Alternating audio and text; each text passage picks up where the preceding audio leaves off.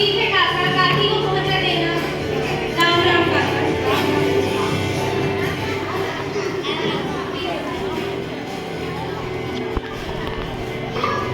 इसके पहले पार्ट में बताया गया है कि कैसे किसान वृक्षों को अपने बच्चों के जैसे पालता पोसता है। इसका सेकंड पार्ट है वो 30 साल बाद का है। पहले किसान के बच्चे नहीं होते, अभी किसान के बच्चे हो चुके हैं और वो शादी योग्य हो गए हैं। उसके बाद की कहानी सुनिए।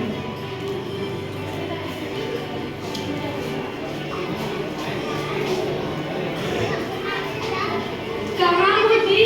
अरे कहाँ हो? यही तो बैठा हूँ जी। क्या बात है?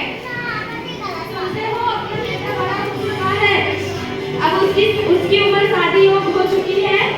अब ये सब आपका बगीचा कटवा दीजिए क्योंकि अपने बेटे के विवाह होने वाला। हाँ जी, मगर मैं अपना ये बागबानी नहीं कटवा सकता। इन्हीं की बदौलत तो है। अभी देख नहीं रही हो क्या? न्यूज़ नहीं देखती हो तुम? 16,000 पेड़ कटे हैं दिल्ली में बिल्डिंग बनवाने के लिए। लेकिन अपनी बेटी के विवाह की उम्र भी तो हो चुकी है, तो उनके लिए मैं अपने बच्चों को कटवा दूंगा क्या? मैं नहीं कटवा सकता। शादी के लिए हमें जगह चाहिए, इसको कटवाना पड़ेगा।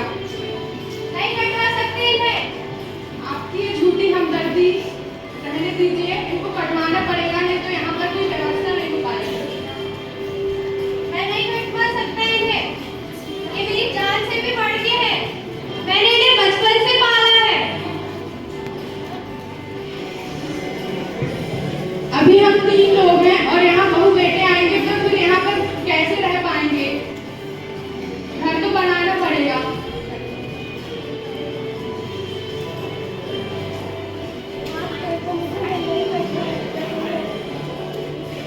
माफ कर दो मुझे, मैं तुम्हें नहीं बता सकता। ये कटवाना चाहते हैं तुम्हें, प्लीज मुझे माफ कर दो। तुम भी माफ कर दो मुझे, मैं नहीं बता सकता तुम्हें। ये कटवाना चाहते हैं तुम्हें। मनुष्य अपनी प्राकृतिक रूप के लिए प्राकृतिक की सुंदरता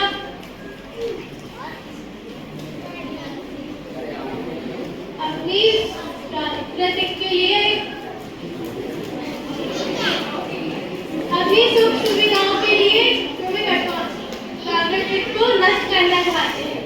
मैं तुम्हें नहीं बता सकता। आई एम सॉरी, मुझे माफ कर दो। सॉरी, मुझे माफ कर दो हे राम।